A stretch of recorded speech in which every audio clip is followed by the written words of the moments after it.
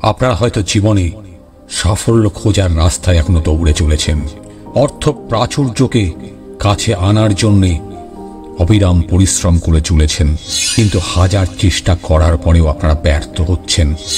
আপনি ঈশ্বরের কাছে, আল্লাহর কাছে, গডের কাছে পুজো করছেন, নামাজ পড়ছেন, দোয়া করছেন, প্রে করছেন, তারপরেও আপনার কাঙ্ক্ষিত সাফল্য, কাঙ্ক্ষিত জিনিসগুলো অধরাই রয়ে যাচ্ছে। আপনি ল অফ অ্যাট্রাকশন ব্যবহার করছেন, অ্যাফার্মেশন করছেন, ব্রহ্মাণ্ডের দিকে তাকিয়ে যা চান সেটা পাওয়ার কথা বলছেন, কিন্তু তারপরেও আপনি ব্যর্থ। আপনি অত্যন্ত ভালো একজন মানুষ, সবাই আপনাকে হয়তো ভালোবাসে, কিন্তু তারপরেও আপনি ব্যর্থ। কেন জানেন? কারণ আপনি সবকিছু জানার পরেও হয় জেনে শুনে অথবা না জেনে আসল কাজটাই করেন না, আসল প্রার্থনাটাই করেন না যার কাছে আপনাদের করা উচিত। আগে হ্যাঁ, আজকের এই ভিডিওটাতে আমি আপনাদের এমন কিছু কথা বলতে যাব যে কথাগুলো শুনলে হয়তো বুঝতে পারবেন যে সত্যি জীবনে আমরা কেন সাফল্য পেয়েও পাই না। এই চ্যানেলটা, ভিডিওটা দেখার পরে সাবস্ক্রাইব করতে হবে না, কিন্তু আমি যে কথাগুলো আপনাদেরকে বলছি এই কথাগুলো একটু মিলিয়ে নেবেন, মনের ভেতর একটু রেখে দেবেন, পরে চিন্তা করে দেখবেন যে আমার ভিডিওতে বলা কথাগুলো সত্যি। আমি কথা বলছি সেই মানুষগুলোর যারা সম্ভবত জীবনে সবচেয়ে বেশি ত্যাগ করেন আর জীবনে সবচেয়ে কম কৃতিত্ব পান। কি প্রশ্ন জাগছে? আগে আমাদের বাবা মা। বাবা কাজে যান তখন তিনি থাকেন তরুণ, কিন্তু যখন ফিরে আসেন তখন তিনি বৃদ্ধ। একজন বাবা, পিতা তার সমস্ত জীবন তার সন্তানদের স্বপ্ন পূরণ করতে আর সঠিকভাবে সংসারটা চালানোর জন্যই পুরো জীবনটা কাটিয়ে দেন। তার পকেটে কোনো টাকা থাকে না, কিন্তু তার মনে অবশ্যই উৎসাহ আছে। সে নিজের জন্য 500 টাকার একটা জুতো কিনবেন না, কিন্তু তার সন্তানদের সুখের জন্য তার 5000 টাকার একটা জুতো তাদের পায়ে যে করেই হোক পরিয়ে দেবেন। মা 9 মাস ধরে তার গর্ভে শিশুটিকে বহন করেন। বাবা সারা জীবন তার ইচ্ছা মনের আনন্দে মেটাতে থাকেন। আজ আমি সারা দেশের যুবক যুবতীদের যারা আমার ভিডিওটা দেখছেন প্রত্যেককে একটা কথা বলতে চাই, যে যাদের সন্তান নেই তারা বহু রকমের উপবাস করেন, প্রার্থনা করেন, কত প্রচেষ্টা করেন, না জানি কোন কোন পাথরে মাথা ঘষেন, হোঁচট খান, আর যেই মুহূর্তে একটা ছোট্ট দেবদূত তাদের কোলে আসে সেই মুহূর্ত থেকে সেই পিতামাতারা তাদের পুরো জীবনের চিন্তাকে নিজের মাথায় নিয়ে নেন। সন্তানের পড়াশোনা, তাকে প্রতিষ্ঠিত করা, বিয়ে দেওয়া সব ওই এক মুহূর্ত থেকেই শুরু হয়। বাবা মা তাদের কন্যার জন্য অল্প অল্প করে কষ্টের টাকা জমিয়ে গয়না তৈরি করতে শুরু করেন। সামান্য অর্থ সঞ্চয় করেও চেষ্টা করেন কিছু রাখতে, যাতে সন্তান সন্ততির বিয়ে সঠিকভাবে দেওয়া যায়। একজন বাবা, পিতা তার জীবনের প্রভিডেন্ট ফান্ডের সমস্ত টাকা তার সন্তানদের জন্য এক ঝলকের মধ্যে দিয়ে দিতে পারেন।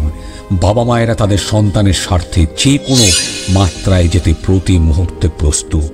আমি নিজেও দুটি সুন্দর কন্যার পিতা। কেউ যদি আমাকে বলে যে একটা পাহাড় পেরোতে পারলে আমার মেয়েদের ভবিষ্যৎ সুরক্ষিত হবে, আমি কোনো কাল বিলম্ব ছাড়াই খালি পায়ে সেই পাহাড় পেরোতে শুরু করে দেব। আর আমার মতো বিশ্বের প্রতিটি মা বাবা তাদের সন্তানদের জন্য এই একই কাজ করবেন বলে আমার বিশ্বাস। যখন কথা আপনার সন্তানের আসে, আপনি শুধু একজন সাধারণ মা বা বাবা হয়েই রয়ে যান। বিখ্যাত ফিল্মস্টার শাহরুখ খান এত বড় রাজা, যার একটা ঝলক দেখতে বিশ্ব মরিয়া হয়ে যায়, যিনি রাস্তা দিয়ে হেঁটে গেলে মানুষ পাগল হয়ে যায়, এই ধরনের তারকা কারো কাছে ভগবান। কিন্তু যখন মাদকদ্রব্য বিভাগ তার ছেলেকে গ্রেপ্তার করে, তখন ওই সুপারস্টার শাহরুখ খানকে সমস্ত সম্পদ থাকা সত্ত্বেও পুলিশ অফিসারের সামনে হাত জোর করতে দেখা যায়। রাজা দশরথ, তার নাম সবাই জানেন, একজন অত্যন্ত শক্তিশালী রাজা ছিলেন। তার বীরত্বের ডঙ্কা 3 লোকে বাঁচত। যখন দেবতার ওষুধদের মধ্যে যুদ্ধ হয়েছিল, ভগবান ইন্দ্র নিজেই সাহায্যের জন্য রাজা দশরথের কাছে এসেছিলেন।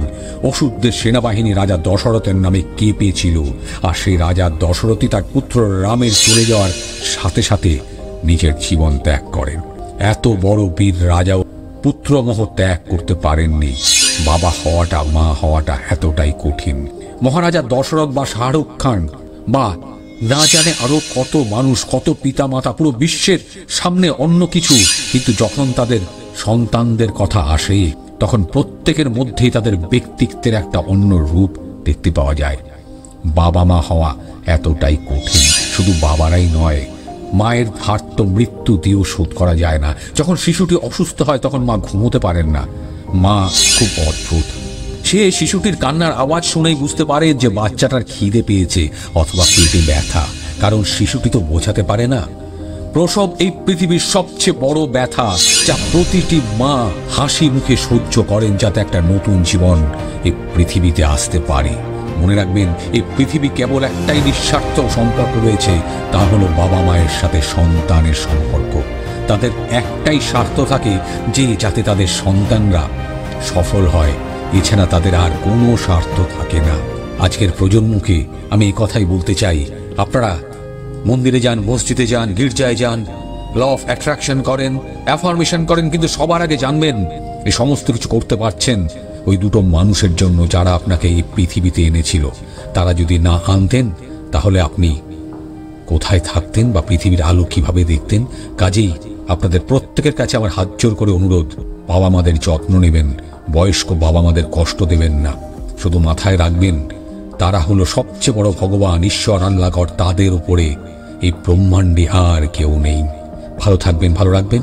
ভিডিওটা ভালো লাগলে সবাইকে দেখতে বলবেন। দেখা হচ্ছে পরের একটা ভিডিওতে। অসংখ্য ধন্যবাদ ভিডিওটা শেষ অবধি দেখার জন্য।